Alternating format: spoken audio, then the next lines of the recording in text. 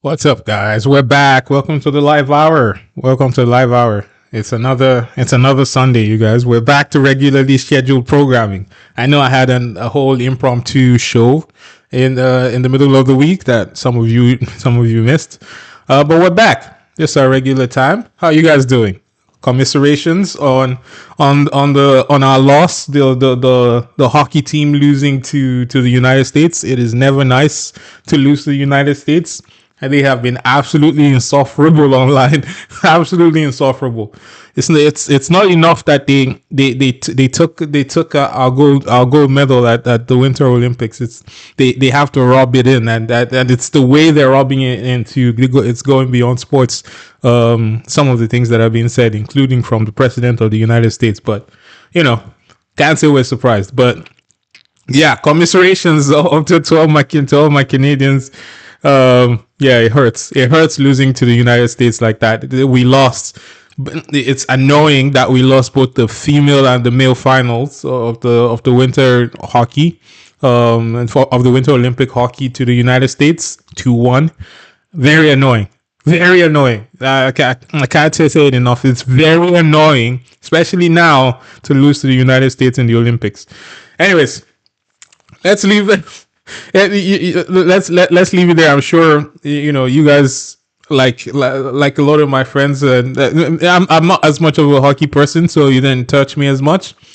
But I know some people have probably been crying in the shower today. But hopefully, I will make you cry some more because we've got things to talk about. Hello, Abby. Welcome to the show. Welcome to the show. Ladies, hello, hello, hello. Okay, so as you guys get in, just say hello in the comments. I want you guys to be engaged today because we have a lot to talk about. And our topic today, obviously, we're now fully we're getting into budget season across this country. We're getting into budget season, and BC was the first to present their budget. They did that this week. Presented a huge deficit, $13 billion. And Alberta's next. Alberta is talking about also a big deficit coming in their budget. I think that one might be this week or sometime soon. And theirs is much lower compared to BC, but we're talking also about big deficits for Alberta. And this is a trend that you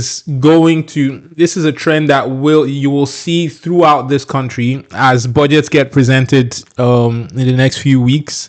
This is a trend that we're going to see. We're going to see lots, big deficits being presented by every single province in this country. Maybe the lowest deficit that I'm expecting to see is maybe from Saskatchewan in this budget season. So it is absolutely terrifying.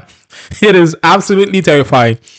If the budget that British Columbia has presented this week is anything to go by, I'm terrified because here's why it's even more terrifying. None of these provinces. Hey, Maple Boy, welcome to the show. Oh yeah, so Maple Boy says Daniel Smith is playing a double game. We'll get into the Alberta. We'll get into the Alberta game today. We'll talk about the referendum questions that Daniel Smith is putting forward. I think that she's playing political games. Clearly, this is games that she's playing over here. Well, I want to talk. We're going to talk about those referendum questions she's put forward, and irrespective of whatever side of those referendum questions you fall on, I want to hear from you still. Yeah. So you guys. I want you guys to stay engaged today. Get in the comments whenever you have something to share. I want you to share and join the conversation today.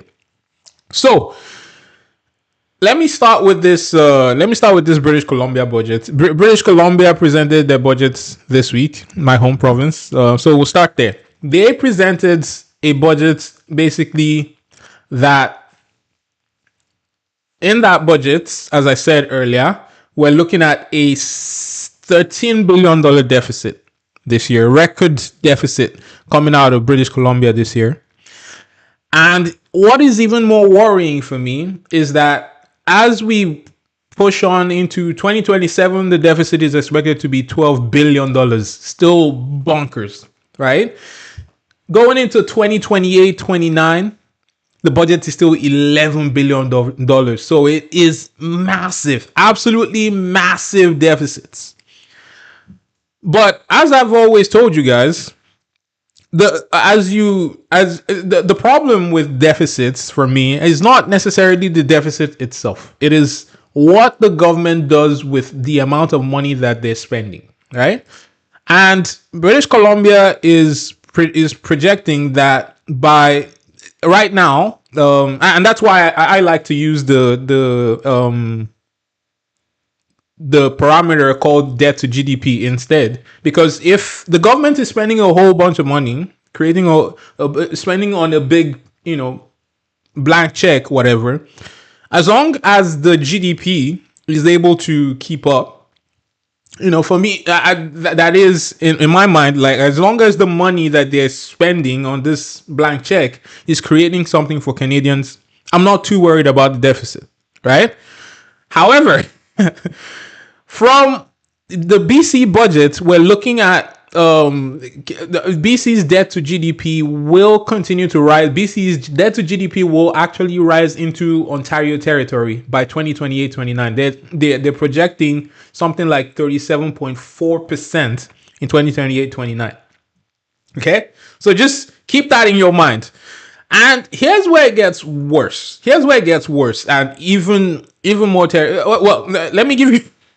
I shouldn't give you all the bad news at once so you guys don't freak. But in their budget, they're preserving certain things that are core for because BC has an NDP government, things that are core for the NDP government, like childcare. They're preserving healthcare services and trying to expand that, and training for doctors, that kind of thing, and hiring doctors and that kind of thing, mental health support, those kinds of things. And they're investing in fighting crime as well. That's what they're trying to do. However, okay, so what I'm looking at here, they're talking about investing $5 million for First Nations Forestry Council to continue with Indigenous Forestry Scholarship Program, $5 million for wildfire reduction equipment, $5 million for forestry service providers, that kind of thing. But this, according to British Columbia, is an austerity budget, kind of, in the sense that they're cutting some things. And I'll tell you what they're cutting now. They're cutting, as soon as I can find it here. Where did it was? I hate when I have to look for things like this. But they're cutting essentially, or they're delaying the opening of long-term care facilities. So basically, that impacts old people, right? So they're delaying that. They're also cutting funding for the. They're also delaying the construction of the Burnaby Hospital, I think, was the other thing that they were. What? See, this is what I hate about. Oh yeah, this where it is. So government is adjusting the timing of delivery for several approved long-term care projects to incorporate the lessons. Okay, they say a whole bunch of fluff around it. But the long and short of it is that the British Columbia government is delaying the delivery of long-term care facilities. So think about all the implications of that. They're also delaying the Burnaby Hospital and cancer care, which is crazy, right? They say they are repacing, they're adjusting the pace of some housing investments. Okay. Anyways, why do I bring up the cuts that they're making right now for you? I bring this up because and also, oh, by the way, I shouldn't skip over this. They are also increasing income tax. They're increasing. It's by a marginal amount, but they are increasing tax in order to generate revenue for the government. And this is what I think. And this is why I think people. This is why I often say on this channel, I'm neither fully liberal or fully conservative, because I can understand that there are merits to the conservative perspective in terms of, austerity, spending money that the government has, because now, having spent on deficits for so long, the BC government is now coming into a situation where they have to invest in all these capital projects. but they have long all this time been spending money they don't have. They've been spending on a deficit to maintain all these big programs. And now they're in a situation where they don't have money to invest, or they can't spend in a sustainable way, right? And so they have to cut things for people, and they have to increase taxes. So that's what happens. Okay, so that's my province of British Columbia. Then let's just. I don't know who is there. Is there anybody who's from BC here? How do you feel about this budget? How do you feel about this budget? How do you feel about British Columbia's budget? And I'm gonna talk about Alberta now, because Alberta is important as well. And this is where we're gonna talk about those referendum questions, Maple Boy. We're gonna talk about that very soon. So Alberta is projecting that they would, or the projections, according to a document I'm looking at here from TD Bank, is essentially that the Alberta will see a deficit somewhere around $6.5 billion this budget cycle this year. And so that represents a big change for Alberta, because Alberta, obviously, they have this large revenue source, which is oil, which, for a long time has helped them to sustain a good surplus, right? I think up until last year, Alberta had a surplus in their budget. They're not going to have that surplus this year, partly because that this was something Daniel Smith pointed to, partly because oil prices are down. But the other reason that the other thing Daniel Smith was pointing to is that unsustainable immigration levels have put a stress on services in Alberta. And so Daniel Smith is putting forward a bunch of referendum questions. And I'll ask you these questions. I want to know, you guys get in the comments. I'll read you these questions, but I want to know, how would you vote on each of these referendum questions? And we'll dive deeper, because I don't want to bias you. I don't want to. If whatever opinion you have, just put it in the comments, and then we can discuss a bit further. Now, the first referendum question, and Maple Boy gets in the comments, and Maple Boy is saying, if Alberta separates, they will have 15% tariffs. That's funny.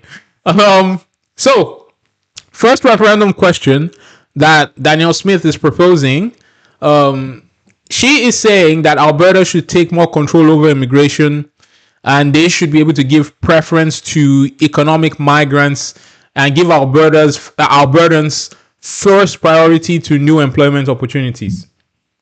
Okay? Now, obviously, we know that immigration is federal, but whatever that means, Alberta seems to want a Quebec-style, control over their immigration situation, because they say that Daniel Smith has said that the federal government allowed an out of control, the federal government's out of control immigration has led to an influx of people into Alberta that is now creating this problem. The Alberta government is refusing to acknowledge that they made any decisions in the interim in the time between 2022 and 2026. Now, they're refusing to acknowledge that they made any financial decisions that may have led us to this point where Alberta is now effectively spending effectively in a deficit situation. They refuse to acknowledge that is part or even the reason why we're here. They blame the unsustainable, out of control immigration brought on by Justin Trudeau. Okay, so Isa says he's not from BC, but doesn't like how the BC government just spent money without thinking of a way to earn back and ended up relying on taxes from people. Yes, and this is what pisses me off. It pisses me off, and I'll tell you. After we discuss the Alberta thing, I want to kind of juxtapose between Alberta and BC a little bit. We'll talk about that very soon. But let's so Isa says healthcare and wildfire fighting and scholarship is definitely a great project, but they gotta balance it out. That's not the way it works for these people. That is not the way it works for these people. We just gotta keep these ever expanding stream of social programs. And to be fair, I mean there is a lot that I appreciate about, as a person living in British Columbia. I appreciate that nobody's messing with my healthcare. I appreciate that. Now, it probably wouldn't affect me at this point. I'm a Canadian citizen. I'm good. But I appreciate still that nobody's fucking with my healthcare. Sorry for swearing there. I appreciate that nobody's messing with my healthcare. And I appreciate that there's a focus now, at least, on mental health supports and things around that kind of thing. Now, there is as I said, an ever expanding stream of social programs that is just unsustainable. Anyways, let's get back to talking to Alberta. I'm kind of going off on a rant there. So, my first question to you: do you agree? And this is Daniel Smith's referendum question. Do you agree that Alberta should take more control over immigration, and they should give preference to economic migrants and give Albertans first priority or to new employment opportunities? Here's what I'll say. That, to me, first of all, I remember, and you guys have to cast your mind back. I remember this time, I think I might have been in grad school at the time, or maybe I was just done. But I remember at that time, I was looking for which province I was going to settle in. And Maple Boy says no. And Maple Boy says Marconi is planning a global trade partnership of 40 countries. Yeah, I've seen that. Something to rival the US. Yeah, I've seen that. But let's stay on topic. Okay? So, I remember circa 2022 or something, Alberta was advertising. It was all over the radio. Alberta is calling, right? And at that time, Daniel Smith made specific requests to the federal government that they needed immigrants in order to sustain their economy, right? And now she turns around 4 years later and she's like, oh, Justin Trudeau is to blame for out of control immigration. It is, she's just playing, it is games. It is political games, clearly, right? It is political games.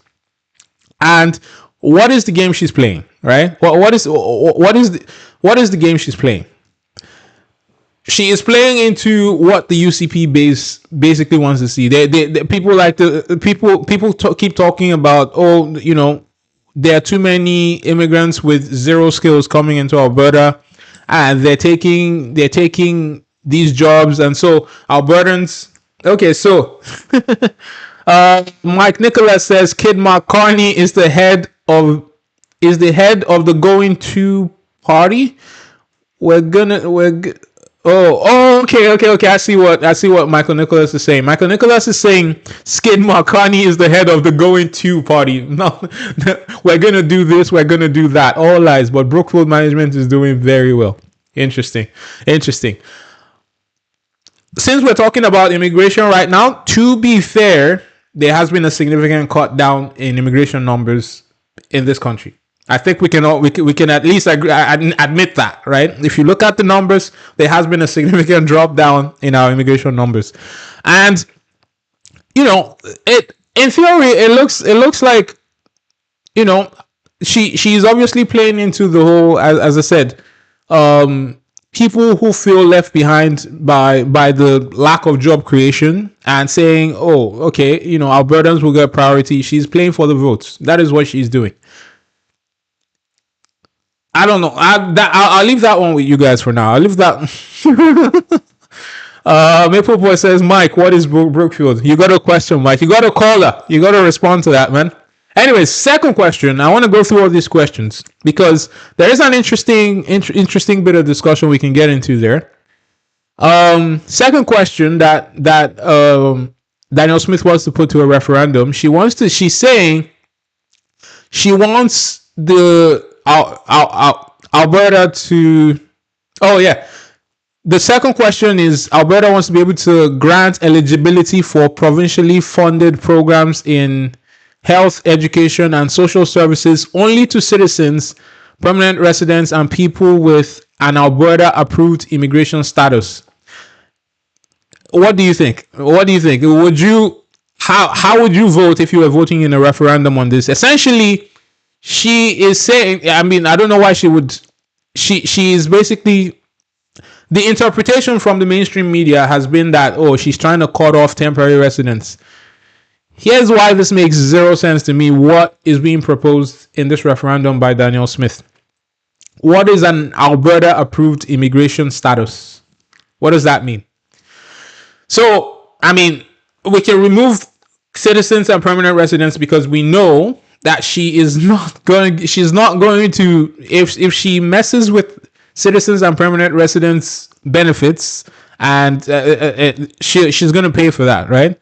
So hopefully she knows that. So I think the real contention here is about what is Alberta approved immigration status. And for some people that means, oh, you know, she's trying to remove temporary foreign workers. Those are the people that have been talked about quite a bit in the media, and students.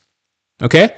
Now, from a person, as a person who lived in British Columbia, we obviously had to pay certain premiums for insurance. I don't know what happens in Alberta.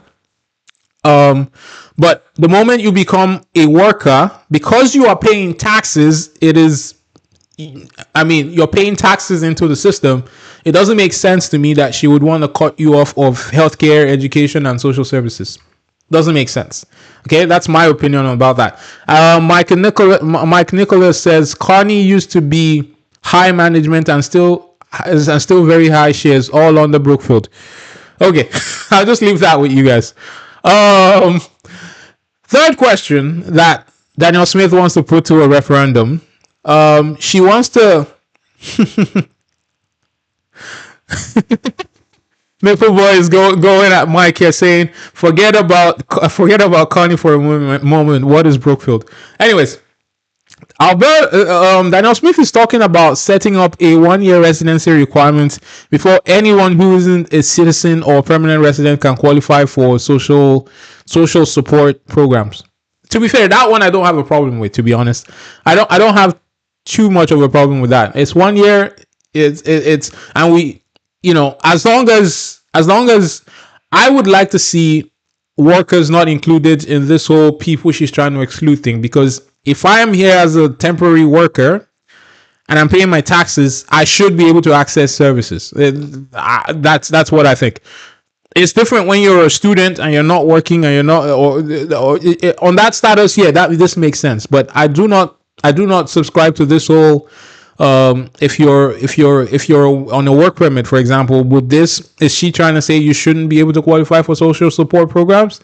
Doesn't make sense, right? Doesn't make sense. She's also talking about charging people with non-permanent immigration status a fee or a premium to access healthcare and education. That one, again, exclude workers from that because they pay taxes. If they pay taxes, they should be able to access services. And the last thing that they're trying to put to a referendum here is requiring proof of citizenship before an elector can cast a ballot in a provincial election. This one I agree with, because I mean, this should be. I think this should be the rule even in the federal on the federal level in federal elections, because citizens are the ones that only citizens can vote in a federal election in our elections, right? So I would like to see that being enforced. I would like to see people have to present proof of citizenship to prevent, people tampering with our electoral process. That one I don't even have a problem with. So, how do you guys feel about these? How do you guys feel about these questions? Is there anyone that seems a little wild to you? Is there anyone that seems that first one about talking about taking over immigration and giving preference to economic migrants and talking about the federal government's out of control immigration? That one I feel is a little bit out there, considering she was the champion of Alberta's calling, right? Getting immigrants to come to Alberta when they needed workers. I feel like this is just an about face and a failure to acknowledge that they were complicit in this particular situation. Anyways, so that's Alberta. I think the budget will land sometime soon, maybe in the next 2 weeks. We'll hear what actually comes out of that budget. I have a bad feeling that there might be some bad news in there. So, what am I saying here? I'm telling you that. So that I've told you about British Columbia. I've told you about Alberta. Well, Saskatchewan is actually one of the provinces. Actually, before I get to Saskatchewan, to be honest, if I was honest with you, Alberta is doing better than most of. In fact, is doing better than any of the provinces in Canada as far as this budget is concerned. If I was honest, and I mean, I'm just looking at Alberta's debt to GDP here, net debt to GDP, and Alberta has the lowest net to GDP in Canada right now. They have the lowest net debt to GDP in Canada right now. Comparatively, British Columbia sits third. Yeah, British Columbia sits third. So we're below Saskatchewan and Alberta when it comes to debt to GDP. Debt to GDP essentially is just a ratio of how much debt there is versus the GDP being raised in the province. So Alberta has the lowest, and followed by Saskatchewan, followed by British Columbia, and then you have all the Atlantic, Manitoba, and all the Atlantic provinces and the Central Canada provinces sitting. Okay, apart from New Brunswick, I guess New Brunswick is also pretty comparable to British Columbia, not to Alberta, but New Brunswick sits somewhere comparable to British Columbia. But you're seeing here the province with the worst debt to GDP in Canada is actually Newfoundland and Labrador, sitting at currently, as of last budget, sitting at 45%. It's wild. Anyways, so as this budget season kicks off, I am expecting to see many more like really huge deficits coming through. And it seems that only at the moment, as I told you guys, I expect Saskatchewan to be the ones with the lowest to report. They're going to report the lowest debt, the lowest deficit. I mean, in this particular budget cycle, and that helps to keep their net debt to GDP a bit lower. So, how are you guys feeling about this? Because I want to link this to the NDP a little bit, the NDP leadership race. I want to link this to that, and what am I saying here? I want to talk about the person that I expect to win the NDP leadership, Avi Lewis, and how out of touch this fella seems to be. So, before I get there, what I want to talk about first is this.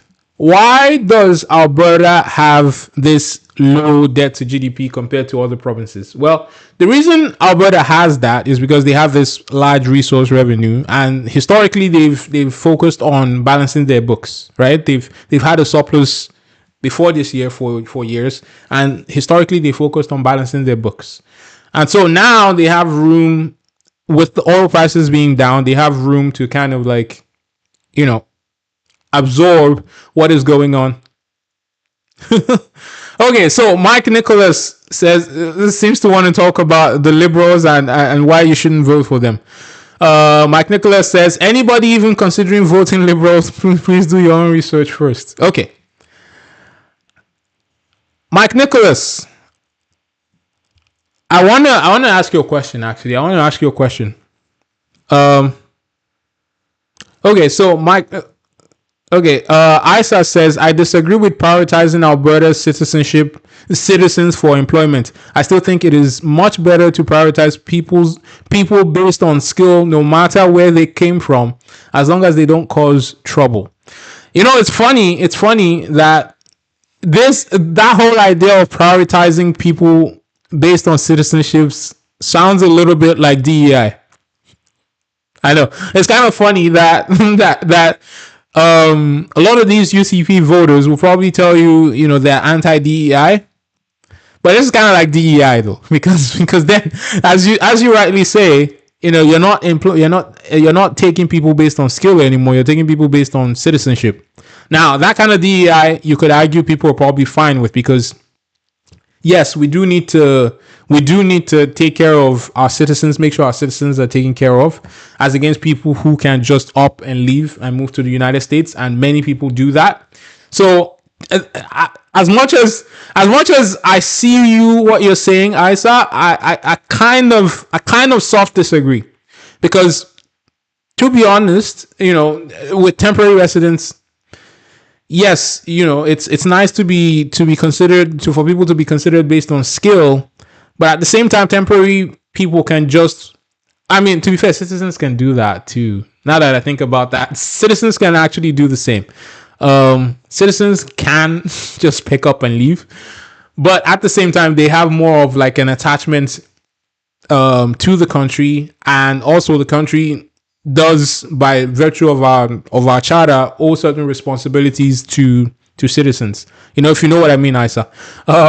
Maple Boy and Mike Nicholas are going back and forth here, saying Maple Boy wants to know if you answer this question about Brookfield. Okay, since you guys want to talk about Brookfield so much, Brookfield is obviously is obviously one of Canada's biggest companies. Is one of Canada's biggest companies, and if you own an RRSP, chances are you have some stake in Brookfield. Okay, that is why I always find it, to be fair, hilarious and a little bit,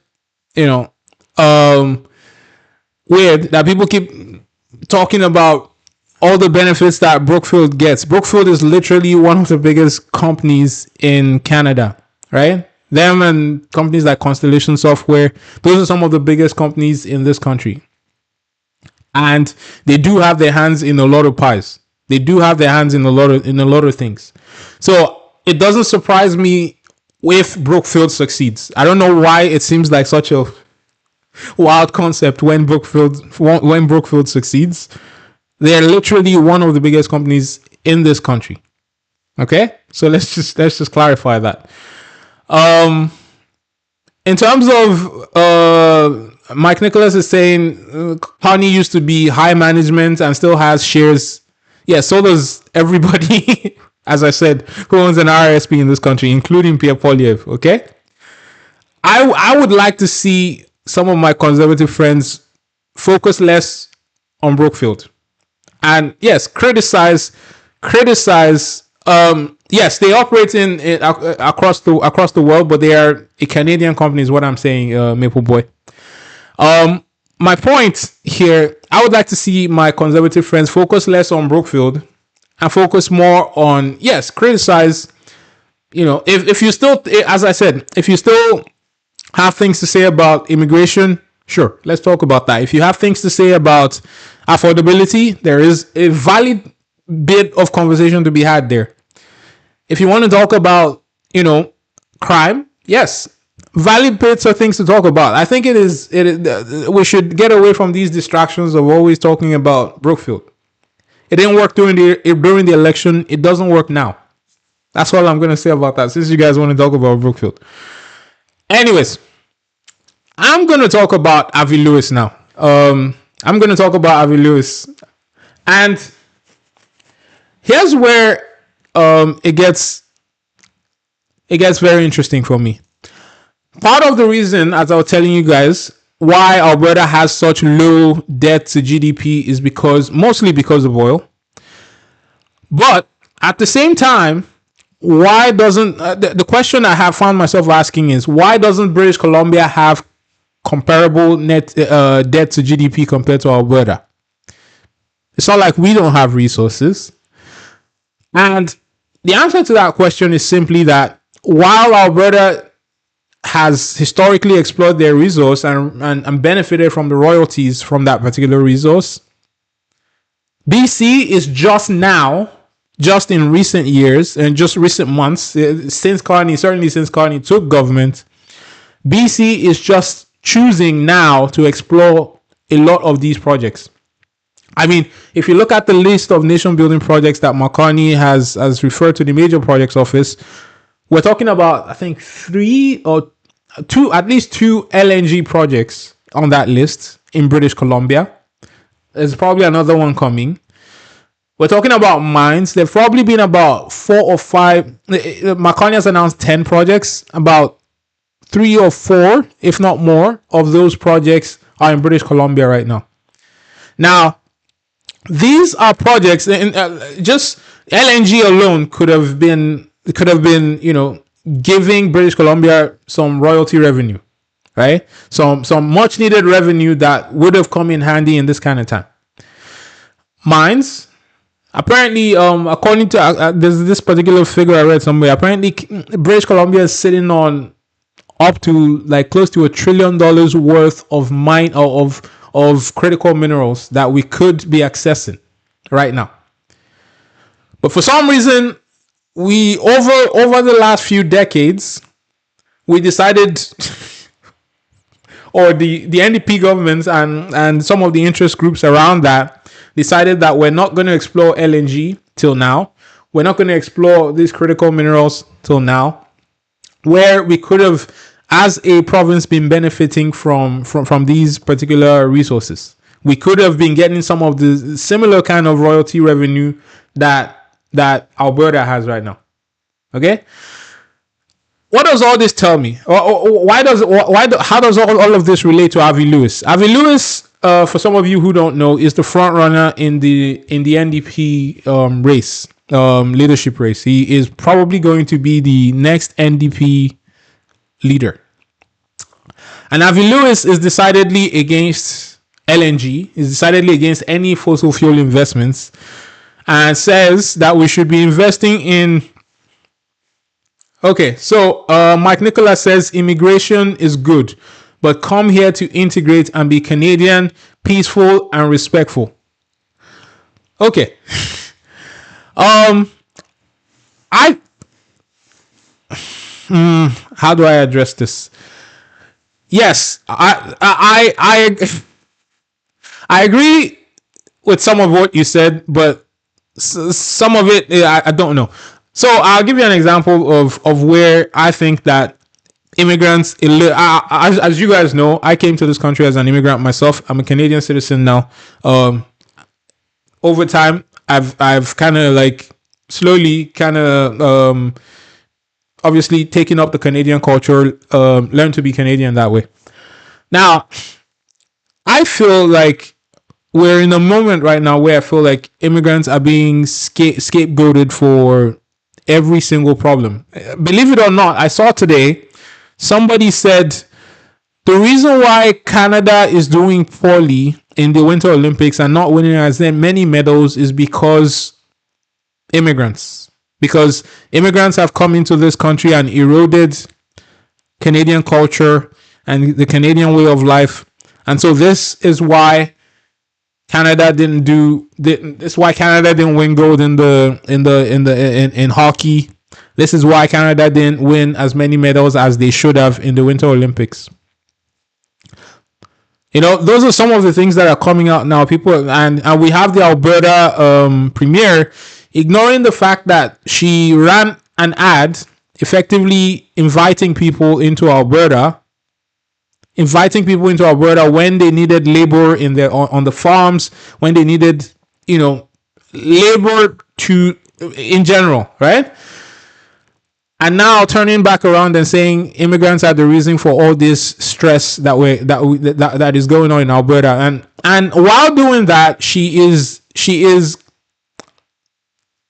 lying effectively about, okay, so they're saying out of control immigration, temporary immigration is what is causing some of the problems that Alberta is facing today. Well, the numbers don't bear that out.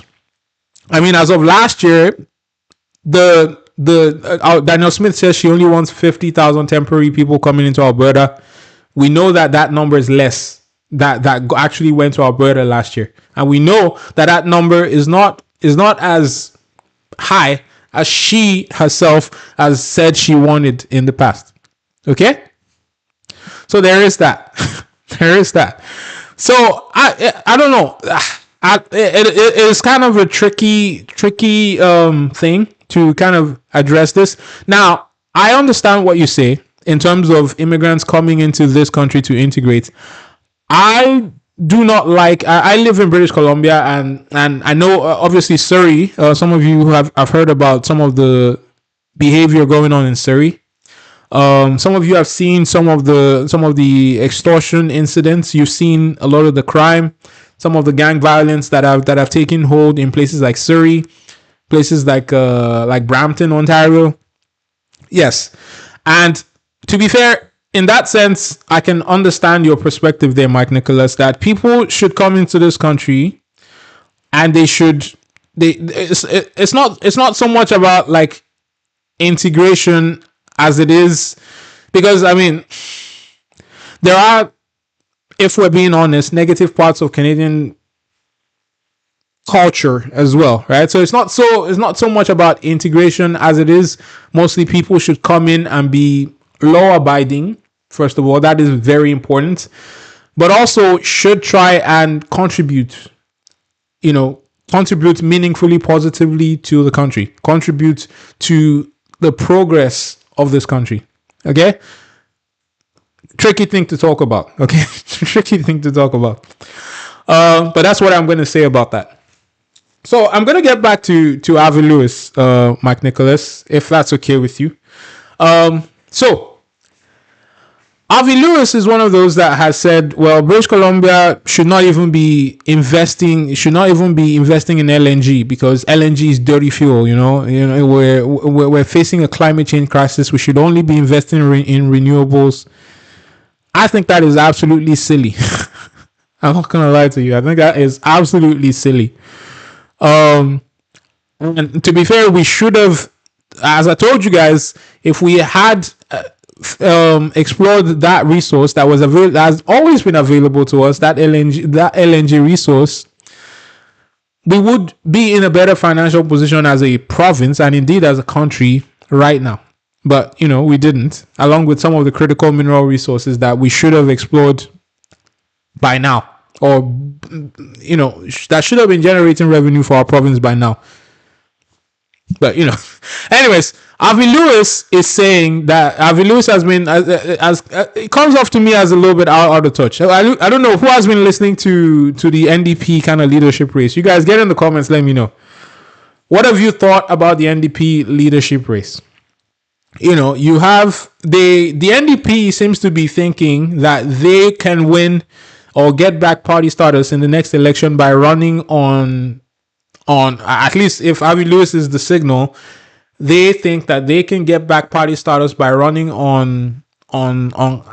with climate change, by fronting with climate change and climate investments.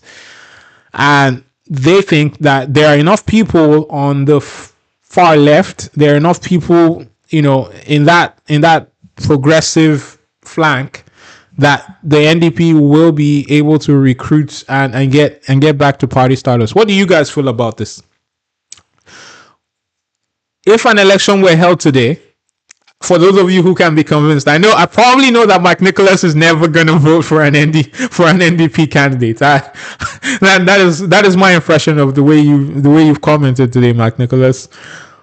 But would you consider?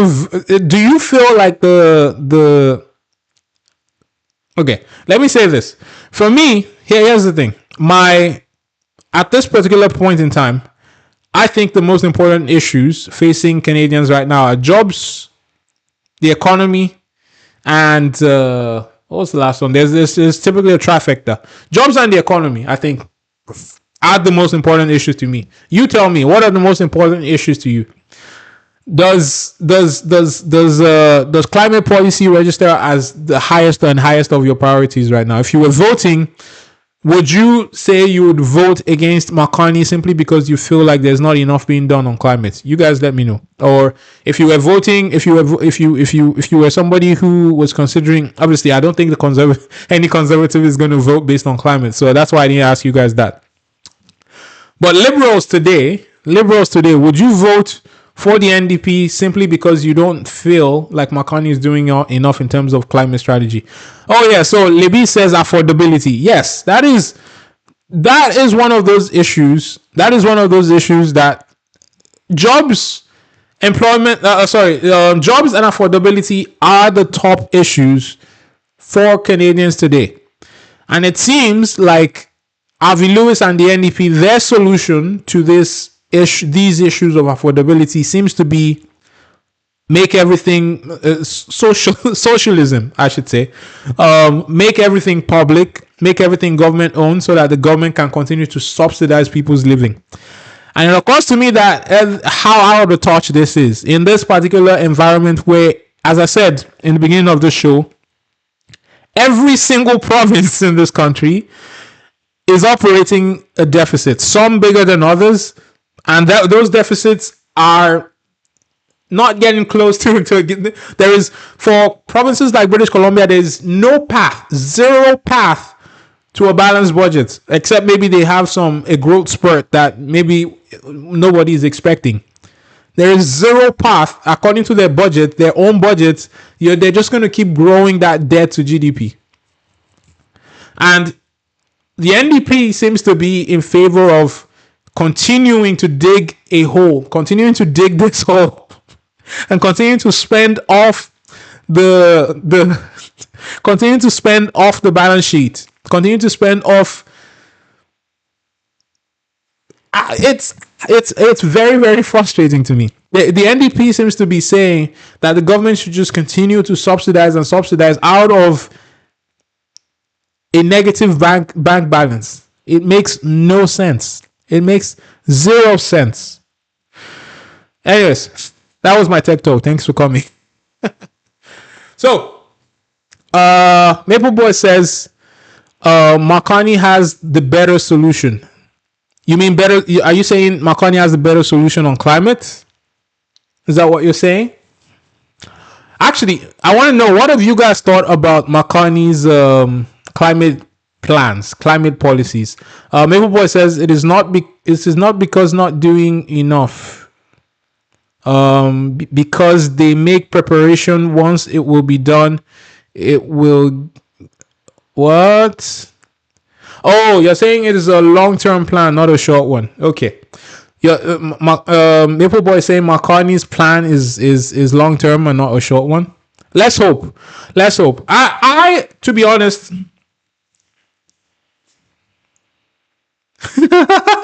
No, Beans is saying, where does the NDP think the government subsidy comes from? I bet they think that the budget is just going to balance itself. And I hear a little bit of justification I've heard online. People say, well, if the government spends a lot on social programs, that that kind of pays for itself, because people are gonna somehow be able to. Yeah, here's something I don't think people understand. I come from Nigeria, as some of you know, right? That's where I originally grew up. And I have never seen, and I don't, this is probably going to piss off some government workers, but I have never seen government workers be efficient at anything. This is a problem that we've seen with the CRA in this country. This is a problem that we continue to see with government services in this country.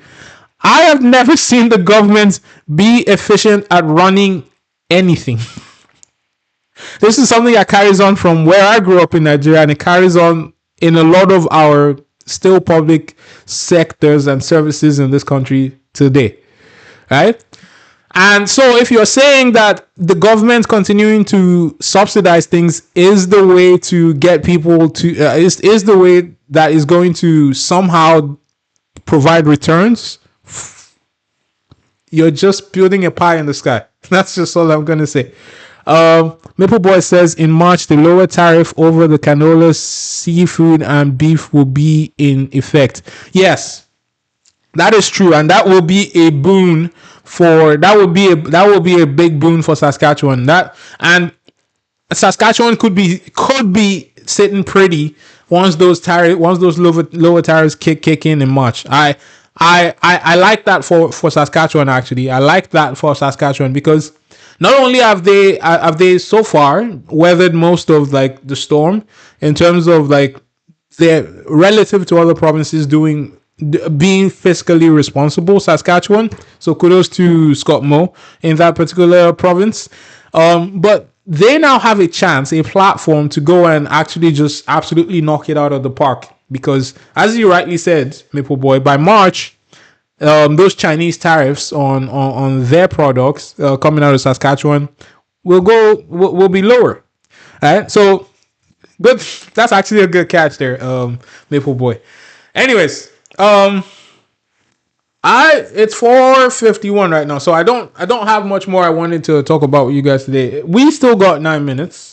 So if there's something else you guys want to talk about, if you want to talk about Brookfield, don't worry, we can talk about Brookfield. We can talk about Brookfield.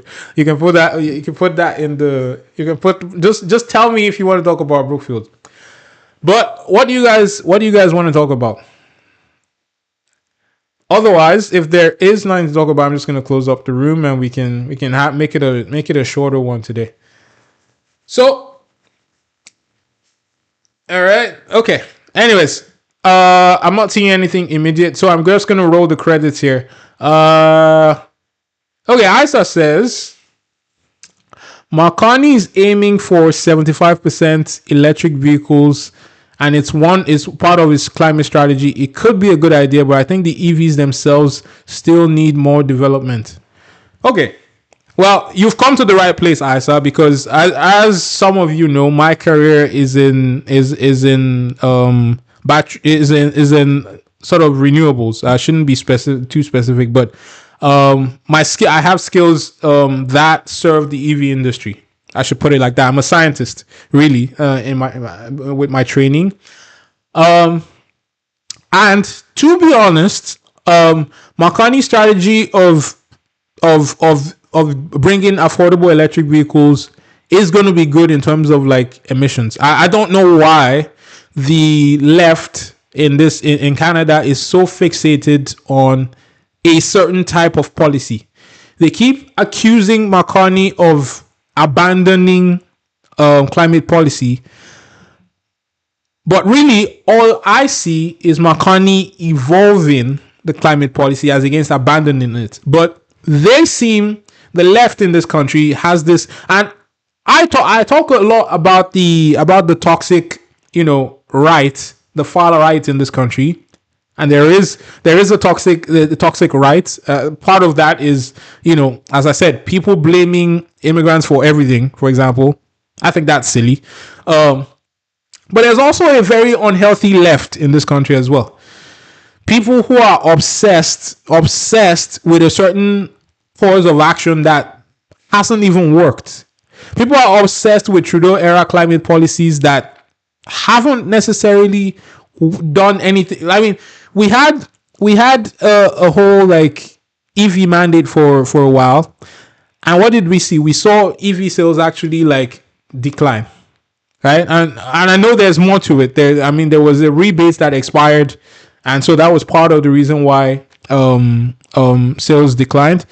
But still, there is this obsession from the left in this country for a certain type of climate policy as against like understanding that policies can evolve, right? People are saying, well, one of the things Marconi has done is abandoning the clean energy regulations in Alberta. And one of the things that Marconi is doing as well is exploring LNG, and LNG in certain places has been known to, because of the liquefaction, consumes a lot of electricity. There's a demand on the grid in that way that will eventually cause prices to skyrocket for electricity in the country. Now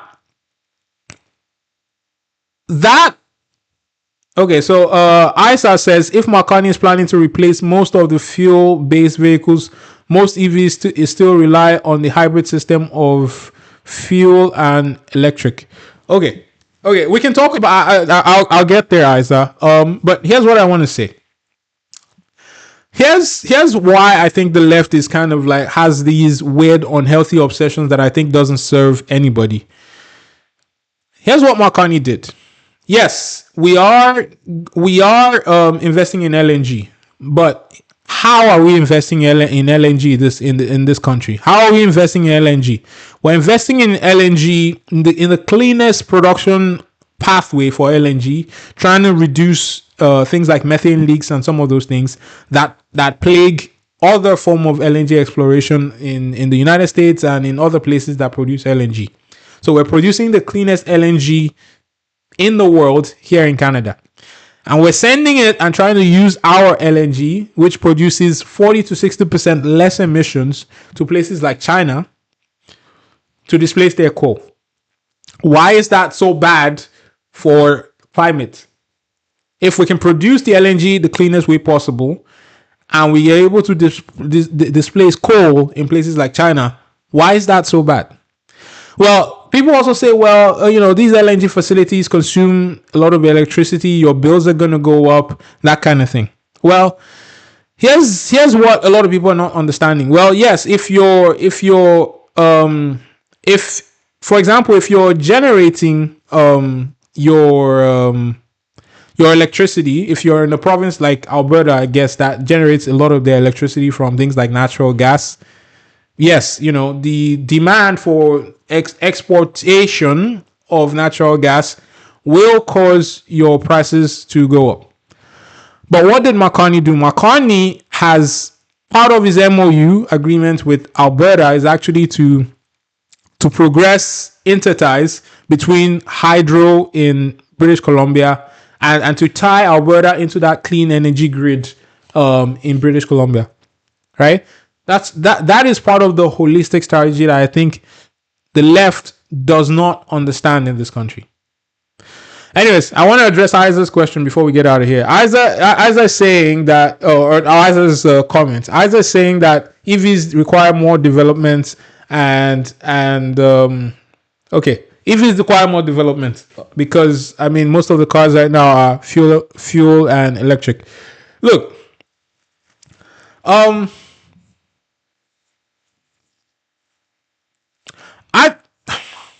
Mike Nicholas says, if Carney was so big on climate change, which Canada is one of the lowest polluters, but China is still building coal plants. By the way, Carney is investing. Oh my God. Why are you so bothered about what Carney is invested in, man? It's his money. Anyways, and we are exploring LNG already in this country. Mike, why are you so obsessed with Carney? Anyways, okay, so don't worry, we value your perspective, Mike. I know you don't like Carney. It's okay. I get it. But to be honest, I don't know. I will leave that question, Isa, because I think we require further discussion on that. But yes, you're right to say that there is further development needed for EVs. There is. That's the honest thing. But to be fair, China makes good product. If I'm being honest with you, China makes good product in terms of their EV vehicles. If you're looking for an everyday commuter, they're pretty good. They're using what is effectively the cutting edge, cheapest material. Not cheap, not in terms of like quality, but cheap in terms of like the actual raw materials going into the vehicle, into the batteries that power your EVs. China makes good product. You'd be surprised by how good those vehicles are, especially if you're just looking for an everyday commuter, if I'm being honest. But there is obviously some development needed if you're looking for performance type vehicles. There is some development needed, obviously, in terms of making these cars more efficient. And you'd be surprised by how far the technology has actually come in terms of getting these cars to perform well, even in the winter. Like countries like Norway have some of the highest EV adoptions in the world. Some of the highest EV adoptions in the world. So people, don't listen to people online that tell you about how EVs cannot work in winter weather. It's simply not the fact. Okay, it's simply not the fact. Republic of Alberta. Okay, here we go. Republic of Alberta says in 2023, British Columbia remained a major coal exporter, with metallurgical coal becoming the province's top export by value, exceeding 10 billion and accounting for 18% of China's coal imports. I did not know that, Republic of Alberta. I need to look into that. I will need to look into that. So that I did not know. I did not know that in 2023, British Columbia was a major exporter of coal. To the tune of 18% of China's coal imports is crazy. Considering that China's been building coal plants in record numbers over the last few years. It seems interesting what you're saying, but I know better than to just take you at your word. So I will do my research. But that's a good thing to put in the comments. I will do my research and see if there is merit to what you're saying. If somebody knows what Republic of Alberta is referring to there, somebody let me know. Anyways, let's close up shop. It's 5 p.m. So it's great to have this conversation with you guys. Republic of Alberta, thank you for joining today. Mike Nicholas, thank you for your contributions. Isa, Maple Boy, Libis, thank you as well. And who was the last person that was here? Abby_9. I think that was everybody. So if you guys are not watching live, obviously watch the video. Let me know your thoughts about. Obviously, we talked today about the fact that every single province in this country is projected to have a deficit, some bigger than others. Provinces like British Columbia, there's zero path to a balanced budget. Looking at the BC budget, and that is finally starting to catch up with us, because I live in British Columbia, as some of you know. We're now starting to see British Columbia having to cut and delay projects, some of the social type programs that they will, some of the infrastructure programs. I guess they're retaining most of the social programs, but some of the infrastructure programs like long-term care for old people, hospitals, and those kinds of things, that you're starting to see British Columbia having to pay the price for some of the irresponsible budgeting that they've done and continue to do. So that's what we're seeing now. And obviously, Alberta is also projecting that there will be a big deficit in 2026 as well. And a lot of that is because of their reliance on oil and gas at this point. And we've seen oil prices drop. That has affected Alberta's revenue. I don't know. If oil recovers today, maybe Alberta will be in a better position. We don't know what will happen. Okay, we don't know. But Alberta even is not looking the best right now. And obviously, Danielle Smith has chosen to blame immigrants for that particular story, which I think is unfortunate. Is an unfortunate lack of acknowledgement of personal responsibility, in my opinion. Isa says, yeah, electricity is already being used for heating for a long time. It baffles me sometimes how people think EVs wouldn't work in the winter and cold weather because the engines freeze. Yes. So, I mean, the truth is, Isa, a lot of people do not understand the technology that goes into, and a lot of the development that has gone into EVs. And I can understand that Albertans, for example, part of the reason they might be against EVs is because it represents something that is going to impact their bottom line, because they're obviously an oil and gas economy. So it is in their interest to try and talk down on things like electric vehicles, for example. So that's what it is. So let's leave it there today.